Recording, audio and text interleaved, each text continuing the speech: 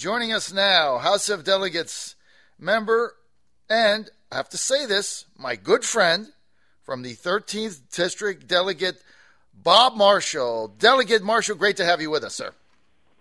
John, same here. The debate over religious freedom bills becoming an issue in your race for the House for re-election. Give us an overview. Well, it won't just be a circumstance in my race. It's going to be across the board that Republicans are going to be challenged or claim that they are, one step away, if that far, from bigotry. And it all comes down to the recent developments with this so-called same-sex marriage, which we were originally told wouldn't affect anybody. My gay marriage won't affect your marriage or anything else. Well, that's completely wrong, because the architects of this want to ensure that there is no public recognition of any kind by a public authority, whether it's a judge, an administrator in a executive agency, or a legislator, that there's something wrong with so-called same-sex marriage. And so they've devised this fake circumstance that homosexuals will not be served in restaurants. Mm-hmm. Well, first of all, John, I don't know how you tell if someone is a homosexual, a bisexual, or transgender. I mean, they walk in the restaurant, they ask for a hamburger. That normally is not a homosexual experience, except in the minds of these GLBT advocates. I've never seen a sign on a restaurant or movie theater or shopping center, only heterosexuals allowed. So that's false to start off with. Right. Secondly, what is going on here is it's not the service at a lunch counter or going to a movie theater. It is your complicity, your requirement or duty that these individuals want to make into celebrating or being part of the recognition of this so-called same-sex marriage. Right. That is at contention here. Let me step back for a second. Right now in Virginia, we do not require anybody who's in a public school to recite the Pledge of Allegiance. If you don't want to do it, you don't have to do it. Matter of fact, I added an amendment to a bill years ago that said if you have philosophical and moral objections, not just religious objections, you don't have to do it. And that actually goes back to a case in, I guess, 1942-43, which the Supreme Court reversed itself in cases coming out of West Virginia, our former colony, where they were originally compelling Jehovah's Witnesses to say the pledge, or they're kicking you out of school and then convicting the parents of truancy. But then they reversed themselves. Also in Virginia, we do not compel or make anybody participate in an abortion. So what's the difference if you don't want to participate in a same-sex wedding? I don't understand this. From that standpoint, we've got these other policies that are very clear, and they've been around for a while.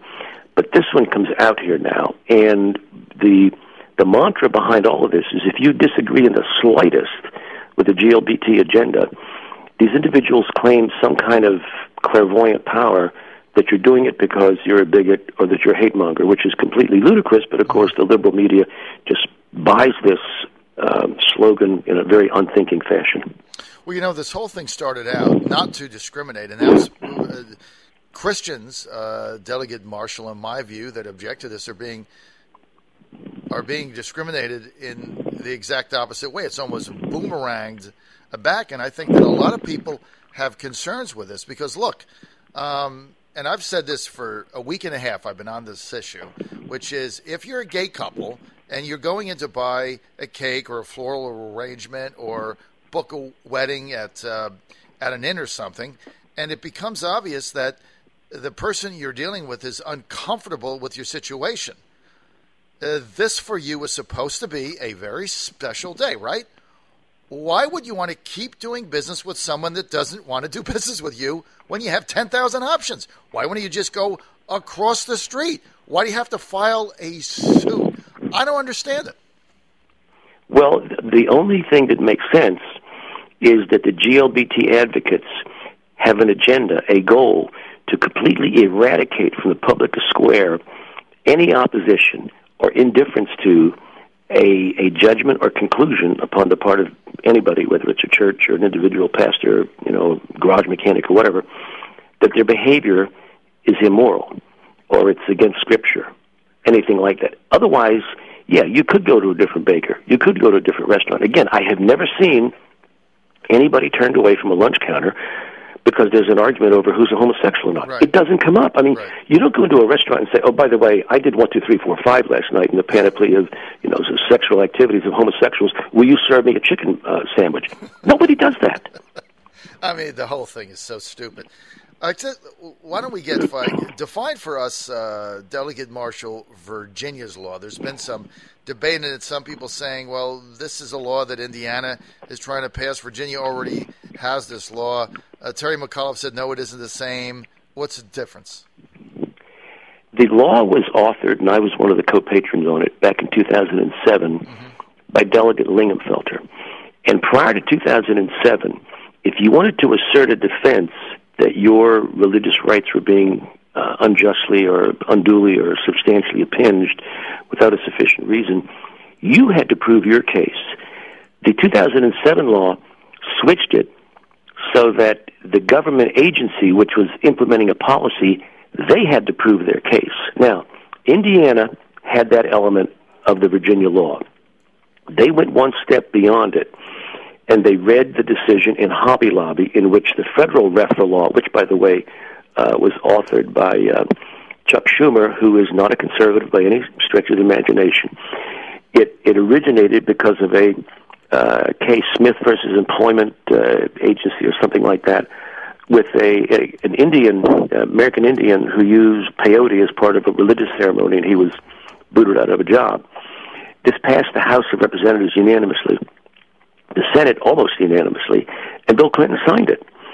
So our state law was based on that. Indiana takes that in and goes one step beyond and incorporates the conclusion of the U.S. Supreme Court in Hobby Lobby, which was the case where the Obama administration was trying to make employers buy abortion pills or pay for sterilization for their employees. And the court said, no, corporations can have First Amendment rights. And if you doubt this, and if you gawk on it, as you can see the people at Equality of Virginia do, you have to recognize the Washington Post, the Virginia Pilot, the Richmond Times, are corporations. They claim First Amendment privileges and rights and responsibilities and duties, and I don't blame them. Right. So to do that is not out of the ordinary. It just says, you want these pills? You buy them yourself. Right. So if you want this cake, go to somebody else and make it, because you're now making me become part of your celebration. When I serve you a hamburger, you could be a vegetarian, an ascetic, an indulgent, a whoremonger, an adulterer, Mother Teresa. It doesn't matter. Right. But the collaboration in the wedding requires recognition, self-participation. That's where some people are drawing the line. And what's wrong with that? Shouldn't be anything. Opponent, Democrat Don Shaw, basically called some of your efforts in the legislature offensive. And he also said, Shaw said, that he is running in part to support laws protecting his 23-year-old son who is openly gay. Now, I've got people in my family that are gay. Two of them are they're with people. So, but I believe that I shouldn't be discriminated against because I'm a Christian. Do you think it's fair for Shaw to bring his son here into play in this campaign? Well, I mean, I try to run on policies, and I don't get into personalities. I mean, he's got his own reasons. He has his own reasons. But my question is, what possible rights could an individual who has this inclination have that you don't have right now? I mean, homosexuals go to public schools. They can go to colleges. They vote. They drive cars. They have businesses. They belong to country clubs. I don't know what else is needed. And that was one of the odd things about Governor McAuliffe's letter. He wrote to the Indianapolis Star saying, hey, you Indianapolis businesses, we want you to come here because, this is his words, We do not discriminate against our friends and neighbors, particularly those who are supporting local businesses and generating economic activity. He even cites, he says, Virginia's home to 35 Fortune 1000 companies and 23 firms with annual sales of at least $5 billion. He didn't tell the people in Indiana, we have the same law. The only difference is Indiana updated theirs to accommodate the Supreme Court decision. So obviously these kind of laws do not have the anti-business ramifications. And when you actually look at the rhetoric that you need these laws to hire the best and the brightest, that kind of like is a sweeping statement that says heterosexuals cannot be the best and the brightest. So, you know, and when you get Tim Cook, who is the CEO of the world's biggest company, who's an out-of-the-closet homosexual, claiming this will hurt job growth and economic vibrancy in parts of the country, and he's intimidated by some little, 21-year-old woman in a pizza shop in a very small town in Indiana. Come on. Right. You know that's fake. What really is dangerous here is there was a brief filed in the Supreme Court, and this challenge that comes out of these Midwestern states where I guess it was the Sixth Circuit Court of Appeals, sustained the marriage laws against attack. Almost 400 companies, huge corporations, Apple, GE, Capital One, all these big shots, Morgan Stanley, basically want the court to impose by fiat same-sex marriage on the entire United States. Now, if you are able to do this, you don't look like, and you can overthrow the referenda in about 35 states. You don't kind of meet the definition of a group that is very powerless, to me. You don't need special protections, yet that is what is going on here. Not to belabor this, but I just want to get your response. Your Democratic opponent, Don Shaw, says, he said in an article in the Washington Post a few days ago, he said, Bob Marshall wants to basically allow people to discriminate against my son, and I don't think that's right. How are you discriminating? Just respond to that. I don't get into personalities, and my question is, how is any homosexual denied, right to vote, buy a car, have a job, go to school? They're not. This is all contrived to go against the institutions and individuals who have upheld traditional morality for the longest time. And frankly, churches will lose their tax-exempt status. When you get a job at one of these big companies that is, pushing this gay agenda, you're going to have to sign a statement that you won't do X, Y, and Z, and if somebody puts a picture of them and their boyfriend on their, desk, that you won't raise your eyebrows, you won't have any criticisms, and you're going to have to be submissive to this in everything you do with the company. So the tyranny is going to come not from the Christians, who were really tolerant, but from the other side, who brook no dissent at all. Bob, there's a movement underfoot by David Ramadan for some time to do something about these greenway tolls, $5 for 8 miles or something.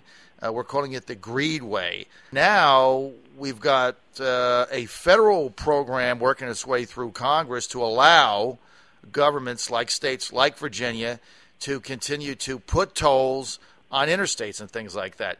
Number one, how do you fight the toll on the Greenway? And number two, what do you think of that program overall? Well, we do pay a toll. It's called the federal gas tax. It basically is, it's rough to, it is basically based on consumption or usage. Now, admittedly, when you're sitting in traffic in Northern Virginia on 395, you're not using the road, you're occupying the road. But it's a toll you pay at the gas station. So we already have that. The problem is a bunch of this money has been siphoned off into transit projects, and the original purpose of it passed back in 55 or 56 right. under General Eisenhower, right. was to fund interstate highways. And in fact, there was only a small portion of it that was not built, and I was actually working for a Democratic member of Congress, and the last part that was supposed to be built was through Washington, D.C., and the mayor of Tacoma Park, who was a communist, I think he just actually said it, declared Tacoma Park, Maryland, among other things, a nuclear-free zone. He's the only person that ever beat the federal government in an interstate highway. So that segment from north of College Park to downtown D.C. is missing. And now you've got all this problem on the Beltway. You'd have a whole bunch of traffic removed from there if you could go straight through, as it was originally planned by General Pershing back in the 1920s. Remember, it's called the Interstate and Defense Highway Systems. It goes from I-95 goes from, I think, Boston down to Miami. And interestingly, because I worked with the chairman of the Public Works Committee, I found out that the original set of roads were built, the bridges were built too low for tank pullers to go underneath. So the Department of Roads, Highway Administration, had to rebuild about 1,300 bridges because they didn't contact the Army on the dimensions of the equipment that would be going under these bridges. Right. So basically, we've already paid for these, and it would be a double tax. So that's really what the situation is. They're already paid for and done. We're out of time. We want to thank Bob Marshall for being with us. Look, you want more information? Here's all you have to do. Go to delegatebob.com. That's delegatebob.com. Bob, great to have you with us. Have a super day. We'll have you back. John, thank you very much.